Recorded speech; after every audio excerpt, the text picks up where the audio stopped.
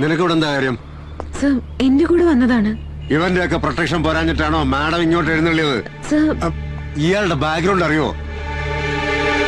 എന്റെ ബാക്ക്ഗ്രൗണ്ട് പഠിക്കാനല്ല, ഇവരുടെ ബാക്ക്ഗ്രൗണ്ട് പറയാനാ വന്നത്. നിയമത്തിന്റെ വഴിക്ക് സാറ് പോവാൻ തയ്യാറല്ലെങ്കിൽ ഇവരുടെ കുടുംബത്തിനുള്ള പ്രൊട്ടക്ഷൻ ഞാൻ കൊടുക്കും. വേണ്ട, ഇത് സ്ഥലം വേറെയാ. നീ മലാക്ക കോളനിയുടെ ബലത്തിൽ കളിച്ച കളി ഇവിടെ എടുത്താ നിന്നെ ഞാൻ കളി പഠിപ്പിക്കും. ആദ്യം നല്ലൊരു പച്ചിരുമ്പ് കൊണ്ട് നട്ടല് പണിതിട്ട് വാ, അപ്പ കളിക്കാൻ നമുക്കൊരു പുലിക്കളി.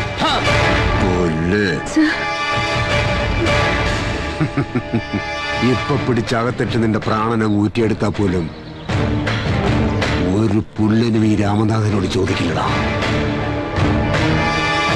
അടങ്ങി ഒതുങ്ങി ജീവിച്ച നിനക്ക് കൊള്ളാം. മലാക്ക കോളനി വന്ന് ആ പഴയ CI രാമനാഥനല്ല, ഈ സിറ്റി ഭരിക്കുന്ന അസിസ്റ്റന്റ് കമ്മീഷണർ രാമനാഥനാ പറയുന്നത്. കരുതിയിരുന്നു നീ.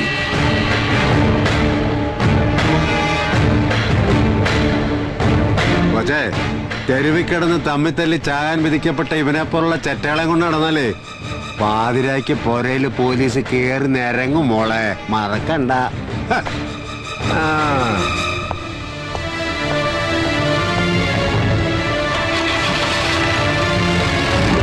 രവിശങ്കറിനെതിരെ അവള് പരാതി കൊടുക്കാൻ ഇറങ്ങിയതിന്റെ പിന്നിലെ അവനാ ആ കള്ളറാസ്കല് ശരവണൻ. പഠിച്ചു കിടക്കേണ്ട പ്രായത്തില് വിശന്നു പൊരിഞ്ഞ വയറിൽ മുണ്ട് മുറുക്കി കെട്ടി കൊച്ചിയിലേക്ക് നാട് വിട്ടു വരുമ്പോ മനസ്സിൽ അന്നേ തീരുമാനിച്ചു വിശപ്പിന് മുന്നിലെന്നല്ല എവിടെയും തല ഒഴിക്കില്ലെന്ന്. അന്ന് മുതൽ സ്വന്തം അപ്പന്റെ മുന്നിൽ പോലും നെഞ്ചു വിരിച്ചു നിന്നിട്ടുള്ളൂ ജോസേട്ടൻ. ആ എനിക്കിട്ടാ അവൻ പണിയുന്നത്. ജോസേട്ടാ, ആവേശം കൊണ്ടുള്ള എടുത്തുചാട്ടം ബുദ്ധിയല്ല. മല്ലിക പരാതി തരാൻ വന്നപ്പോ നമ്മുടെ സ്വാധീനം വെച്ച് കേസ് രജിസ്റ്റർ ചെയ്യാതെ വിട്ടത് അത്ര നിസ്സാരമായി കാണണ്ട. അവരെങ്ങാനും വല്ല പീഡനെന്നും പറഞ്ഞ് വനിതാ സെല്ലി പോയാ സംഗതി ആകെ കുളമാകും. മാർഗമല്ല, ലക്ഷ്യമാണ് പ്രധാനം. ശത്രുവിനെ മിത്രമാക്കിയില്ലെങ്കിൽ കാര്യങ്ങൾ നമ്മുടെ കൈവിട്ടു പോകും. എന്നുവെച്ചാ എങ്ങനെയെങ്കിലും ശരവണനെ നമ്മുടെ കൂടെ നിർത്തണം. വക്കീൽ പറഞ്ഞാ ശരി, പക്ഷെ അവനെ കൂടെ കൂട്ടുക എന്നുള്ളത് എളുപ്പമല്ല.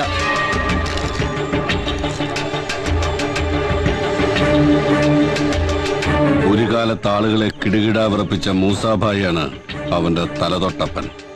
അയാള് വിചാരിച്ചാൽ മാത്രമേ.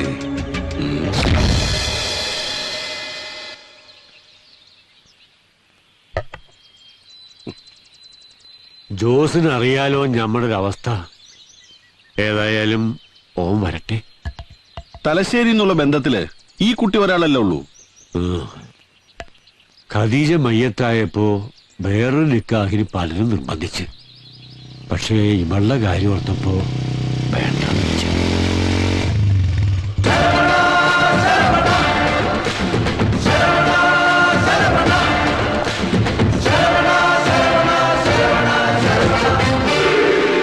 ജോസിനെ നമ്മൾ പരിചയപ്പെടുത്തണ്ടല്ല.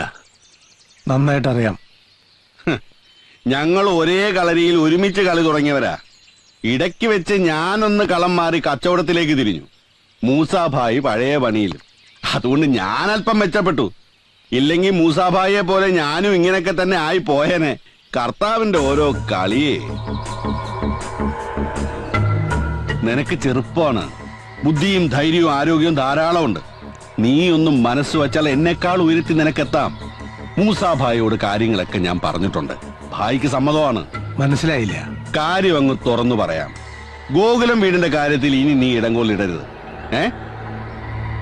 പകരം ലാഭത്തിന്റെ ഒരു വിഹിതം നിനക്കും തരാം. തന്നേക്കാൾ കരുത്തിനാണ് എതിരാളി എന്ന് കാണുമ്പോ കോംപ്രമൈസിന് ഒരുങ്ങുന്ന സാധാ കൊട്ടേഷൻ ടീമുള്ള ലിസ്റ്റിൽ എന്നെ പെടുത്തരുത്.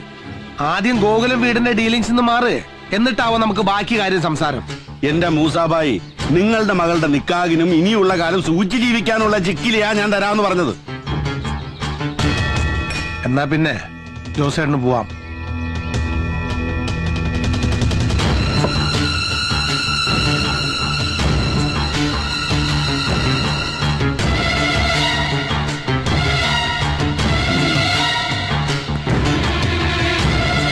മൂസാഭായി, ഇവൻ നിങ്ങളുടെ കുഴി തോണ്ടാൻ വന്നവനാ.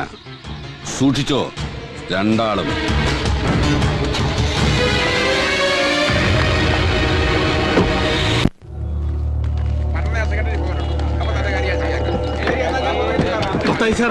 ഇവന്റെ കാര്യം ഞാൻ പറഞ്ഞല്ലോ ശരിയാക്കാം. ഓക്കെ.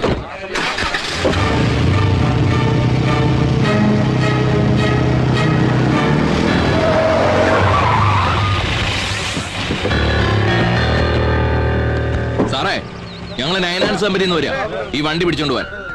പലതവണ പറഞ്ഞിട്ടും കുടിശ്ശിക അടച്ചു തീർക്കാത്തോണ്ട് വണ്ടി തിരിച്ചു പിടിക്കണമെന്നാ ഞങ്ങൾക്ക് കിട്ടിയ ഓർഡർ. ഈ നിൽക്കുന്ന ആരാന്നറിയോ? ഞങ്ങളുടെ പാർട്ടിയുടെ കേന്ദ്രത്തിലെ ജോയിന്റ് സെക്രട്ടറിയാ, IACC അനിശ്ചയത്തിൽ നേതാവാ. IACC അല്ല, വണ്ടിയുടെ CC അടയ്ക്കേണ്ട കാര്യ. ഒരു വർഷത്തെ കുടിശ്ശിക ബാക്കിണ്ടേ. കുടിശ്ശികയും കുടിപ്പകയും നടുറൂട്ടി ചർച്ച ചെയ്യേണ്ട. അടയ്ക്കാനുള്ളതൊക്കെ കേന്ദ്ര കമ്മിറ്റി കഴിഞ്ഞിട്ട് ഞാനൊന്ന് ആലോചിച്ചിട്ട് അറിയിക്കാം. ഇപ്പൊ വണ്ടി എടുത്ത് മാറ്റണ. കേന്ദ്രത്തില് നമ്മളൊക്കെ ജോയിന്റിലെ കാര്യങ്ങള്, കേരളത്തിലെ കളി വേറെ സാറേ. പക്ഷെ ഇപ്പൊ വണ്ടി കൊണ്ടേ പോകൂ. നീ എന്നെ രാഷ്ട്രീയം പഠിപ്പിക്ക. കുറച്ച് ഗുണ്ടായുസവും കുതിയാലോട്ടൊക്കെ കളിച്ചിട്ട് തന്നെയാ ഈ കതറൂട്ട് ഞാൻ ഇപ്പോഴും നടക്കുന്നത്.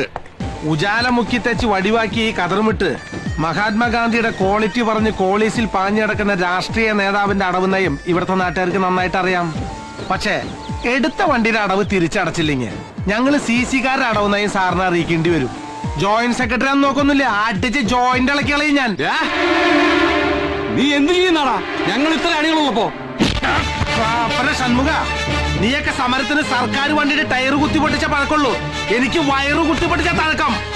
പൊട്ടലുവാരി സമരമാല തീർക്കും ഞാൻ. നീയൊക്കെ അണിയല്ല, നീയൊക്കെ പാർട്ടിയുടെ വെറും ആണിയാ. വേണ്ട വേണ്ട.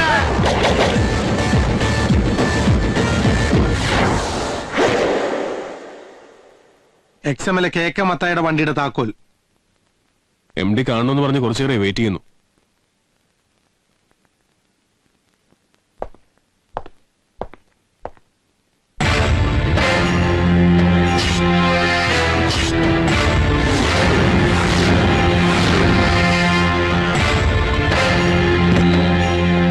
വരണം. ഈ കസേരയിൽ നീ എന്നെ ഒട്ടും പ്രതീക്ഷിച്ചില്ല അല്ലേ? ആരും പ്രതീക്ഷിക്കാത്തടത്ത് പ്രത്യക്ഷപ്പെടുക, അത് ജോസേട്ടന്റെ സ്റ്റൈലാ. 99 ഫൈനാൻസേഴ്സ് ബാധ്യത അടക്കം ഞാനിങ് ഏറ്റെടുത്തു. ഒപ്പം നിന്നെയും. അങ്ങനെ ഒരു കരാർ നീ ഒപ്പിട്ടിട്ടുണ്ടേ. ഞാൻ അന്നേ നിന്നോട് പറഞ്ഞില്ലേ, പണത്തെക്കാളും കായികബലത്തെക്കാളും എതിരാളിയെ ജയിക്കാൻ വേണ്ടത് ബുദ്ധിയാ. അസലായി, നന്നായി. പക്ഷെ ഇതുകൊണ്ടൊന്നും എന്റെ ജോസേട്ടൻ ജയിച്ചു എന്ന് വിചാരിക്കണ്ട. എന്റെ വിജയങ്ങളുടെ കണക്ക് ഈ നഗരത്തിലെ മണൽത്തരികൾക്ക് വരെ അറിയാം. ഇതെന്റെ തട്ടകമാ. അടങ്ങി ഒതുങ്ങേണ്ട സമയത്ത് ആവേശം കാട്ടിയ അങ്ങ് പരലോകത്ത് ചെല്ലുമ്പോ ഉണ്ടാക്കിയ തന്ത പാഞ്ചിക്ക് പോലും തിരിച്ചറിയാൻ പറ്റാത്ത പോലെയാവും.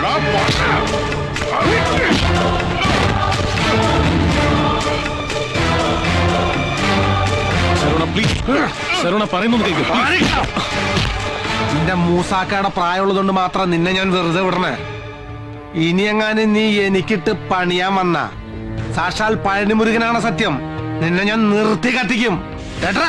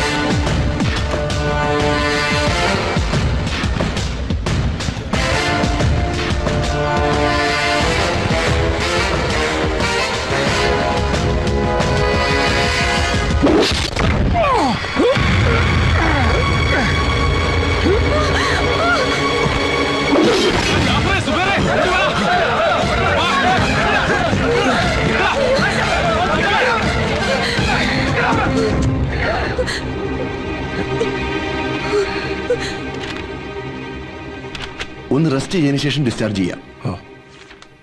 പോലീസ് കംപ്ലൈന്റ് വേണ്ട സാർ. മൂസാക്ക് വിവരം അറിയിക്കട്ടെ. അറിഞ്ഞാൽ ആ പാവാകെ വിഷമിക്കും. വേണ്ട. എന്തിനാ പരാതിയില്ല എന്ന് പറഞ്ഞത്? കഴിഞ്ഞത് കഴിഞ്ഞു.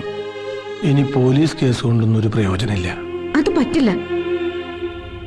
ആരോ മനഃപൂർവ്വം ചതിക്കാൻ വന്നതാ. ആരായാലും കണ്ടുപിടിച്ചേ പറ്റൂ. ആരാ എന്താന്നൊക്കെ അന്വേഷിക്കാൻ പോയല്ലേ പിന്നെ ഞാൻ ആ പഴയ പണി തുടരേണ്ടി വരും.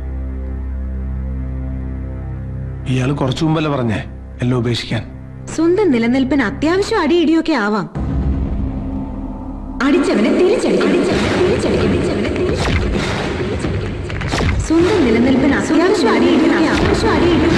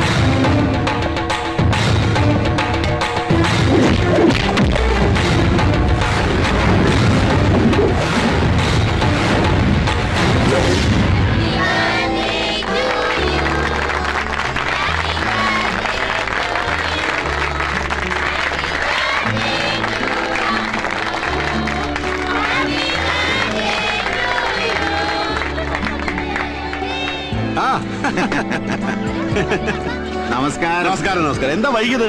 നമ്മുടെ ജില്ലാ സെക്രട്ടറിയും കൂടെ വരുമെന്ന് പറഞ്ഞ് വെയിറ്റ് ചെയ്യുമ്പോൾ അങ്ങനെ ഫോൺ ചെയ്ത് പറയുന്നു ഒരു അർജന്റ് മീറ്റിംഗ് ഉണ്ടെന്ന്. അപ്പൊ വരില്ലേ? വരും കുറച്ച് ലേറ്റ് ആവുമെന്ന് പറയുന്നു.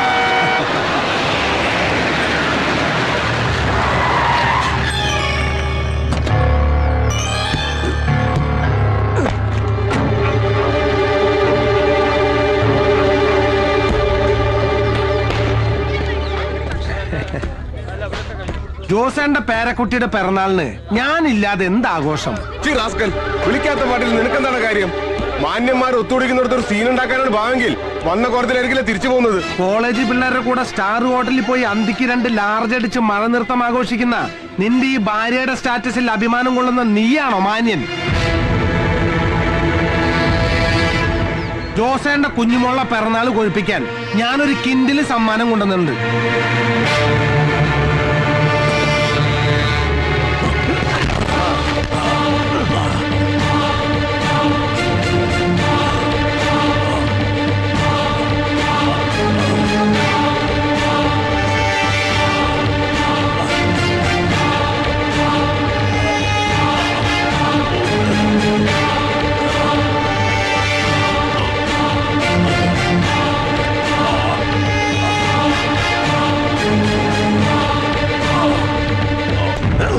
കൊടുക്കണ ജോസേനൊരു സമ്മാനം.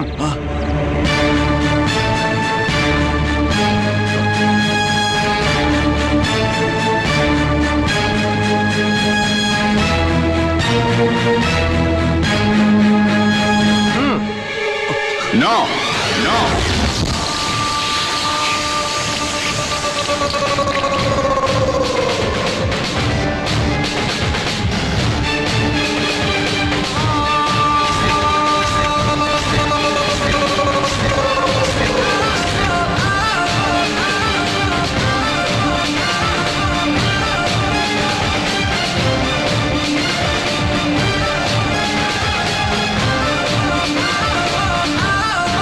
അപ്പന്റെ നേരെ കൈ ഉയർത്താൻ മാത്രം നീ വളർന്നിട്ടില്ലടാ.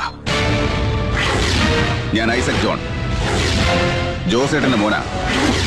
ഉശിരുള്ള ആമ്പിള്ളേരുള്ളപ്പോ കളി നേർക്ക് നേരെ, അതാണ് ആണത്വം. ഇത് നിന്നെ പോലെ ജിമ്മി പോയിട്ട് ഇരുമ്പ് പൊക്കിണ്ടാക്കിയ ശരീരല്ല, കോഴിക്കോട് പാളയം മാർക്കറ്റിൽ അധ്വാനിച്ചുണ്ടാക്കിയ ശരീര. ഇത് വെച്ചൊരു അലക്കാലക്കേണ്ടല്ല. അപ്പനെ കയറി ജോസേട്ടാന്ന് വിളിക്കുന്ന നിന്റെ കളസ അപ്പ കീറും. നാട്ടുമ്പുറത്ത് ഊച്ചാലയോട് സംസാരിക്കുന്ന ഭാഷ നീ എന്നോട് സംസാരിച്ചാലുണ്ടല്ലോ അറിയില്ല നിനക്കെന്നെ. അറിയടാ, നന്നായിട്ടറിയാം. നിന്റെ അപ്പം പഠിക്കാത്ത ബിസിനസ് മാനേജ്മെന്റ് പഠിക്കാൻ ഡൽഹി പോയ നീ ഇന്ന് ലാൻഡ് ചെയ്തപ്പോഴേ ഞാൻ തീരുമാനിച്ചു എന്റെ അടുത്ത ഇര നീയാണെന്ന്. മോനെ ഐസ്പ്രൂട്ടെ, ഞങ്ങളെ പോലുള്ളവരെ മാനേജ് ചെയ്യാൻ നിപ്പ പിടിച്ച മാനേജ്മെന്റ് മാത്രം പോരാ. മേലാൽ ഇത്തരത്തിലുള്ള പോക്കിരുത്തരന്ന് നിന്നാ സ്മാർട്ട് ആകാം, പക്ഷെ ഓവർ സ്മാർട്ട് ആവരുത്. എന്നെ അപ്പനെ അവമാനിച്ച് നീ രക്ഷപ്പെട്ടു എന്ന് കരുതണ്ട. നിന്റെ അന്ത്യം വരെ നിഴല് പോലെ ഞാനുണ്ടാവും. സൂക്ഷിച്ചോ.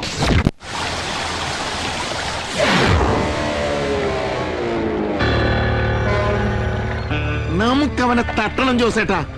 രാഷ്ട്രീയപരമായി എന്ത് സഹായം വേണമെങ്കിലും ഞാൻ ചെയ്തു തരും. നമുക്ക് ഷക്കീലിനെ വിളിച്ചാലോ? ആരെ? മുംബൈയിൽ നിന്ന് ചോട്ടാ ഷക്കീലിനെ. അയ്യാ, ഒരു ഷക്കീല നടു റോഡിൽ തന്റെ വണ്ടി പിടിച്ചുകൊണ്ട് പോയപ്പോ ഈ രാഷ്ട്രീയ സ്വാധീനവും ഷക്കീലും ഒക്കെ എവിടെയായിരുന്നു? മുക്കാട്ടക്കരത്തിന് വിലയില്ലാത്ത ഉപദേശമായി വന്നിരിക്കുന്നു. ഏടോ അസംബ്ലി ഉറക്കത്തിന് ഉടനെ പിച്ചും പേയും പറയുന്നല്ലോ ഓരോന്ന് വിളിച്ചു പറയാനേ ഇത് നിയമസഭയല്ല. അവന്റെ അമ്മയുടെ ഒരു ഇന്റർസ്റ്റേറ്റ് കൊട്ടേഷൻ. ഞാൻ അപ്പോഴേ പറഞ്ഞത് ആ പാണ്ഡ്യ വിശ്വസിക്കാൻ കൊള്ളുകയല്ലെന്ന്. ജോസേട്ടാ, ഒരു അബദ്ധം പറ്റിയെന്ന് വെച്ച് പാണ്ഡ്യനെ അങ്ങനെ തള്ളിക്കളയണ്ട. ചതിയിലൂടെ ആണെങ്കിലും അവൻ ശരവണന്റെ പണി തീർത്തിട്ടേ മടങ്ങൂ. വക്കീലെ, താനിനി ആ തമിഴന്റെ വീരഗാഥകൾ പാടണ്ട. സകല ചട്ടമ്പിത്തരങ്ങളുടെ ആൾരൂപമായ ക്രിമിനൽ ലോയറും നഗരം നിയന്ത്രിക്കുന്ന അസിസ്റ്റന്റ് കമ്മീഷണറും കാൽ കാശിന് വിലയില്ലാത്ത കുറെ കവല ചട്ടങ്ങളും കൂടി എന്റെ അപ്പന് ബുദ്ധി ഉദ്ദേശിച്ചത് എന്തുണ്ടായി? നിങ്ങളൊക്കെ കൂടി ഗോകുലം വീടിന് ഡീൽ തുടങ്ങിയിട്ട് കാലം കുറെ ആയല്ലോ. ഒരു കിഴവനെയും കിഴവിയെയും ഫ്ലഷ് മാർക്കറ്റിൽ ആയിരങ്ങൾ വില വരുന്ന 2 അവിഹിത പെൺസന്താനങ്ങളെയും അവരെ പ്രൊട്ടക്ട് ചെയ്യുന്ന ഒരു ചെറ്റയും പിടിച്ച് തെരുവ് തള്ളാൻ ഒരു ചെറുവെള്ളങ്ങൾ അനക്കാൻ പറ്റുമോ നിങ്ങൾക്ക്? എന്നിട്ടൊരു ഉളുപ്പില്ലാതെ ഒന്ന് പൊലമ്പുന്നു. നാണം കെട്ടവന്മാര്. ഐസക്ക് വിചാരിക്കുന്ന പോലെ കാര്യം അത്ര എളുപ്പമല്ല. ശരവണ്ണ എനിക്ക് നേരത്തെ അറിയാം. പണിതവനിട്ട് തിരിച്ചു പണിതേ അവൻ ഉറങ്ങും. കൊച്ചി ഭരിക്കുന്ന അസിസ്റ്റന്റ് കമ്മീഷണർക്കും ഒരു 7-ാം കൂലിയെ പേടി. നിങ്ങളൊരു കാര്യം മനസ്സിലാക്കണം. മിനിസ്റ്ററുടെ PA തൊട്ട് ലോക്കൽ സെക്രട്ടറിമാർക്ക് കുറെ ലക്ഷങ്ങൾ മറിച്ച തന്നെ പ്രമോഷനോട് കൂടി കൊച്ചിയിലേക്ക് കൊണ്ടുവന്നത് ഞങ്ങൾക്കൊപ്പം നിൽക്കാൻ. എന്റെ ഫ്രണ്ട്സിനിടയിൽ വെച്ചാ അവൻ അപ്പനെ അപമാനിച്ചത്. അതെന്നെ കൊല്ലുന്നതിന് തുല്യവാ. ഒരു വഴിയുണ്ട്. സ്വന്തം അച്ഛന്റെ പേരിലുള്ള സ്വത്ത് വിൽക്കാൻ ചെന്ന രവിശങ്കറെ ശരവണനെ കൊണ്ട് കൊല്ലിക്കാൻ ശ്രമിച്ചു എന്നതിന് ഗുണ്ട ആക്ട് പ്രകാരം ഒരു കേസ്. പിന്നെ കുറെ കാലത്തേക്ക് അവൻ പുറലോകം കാണില്ല. മല്ലികയകത്താക്കാം.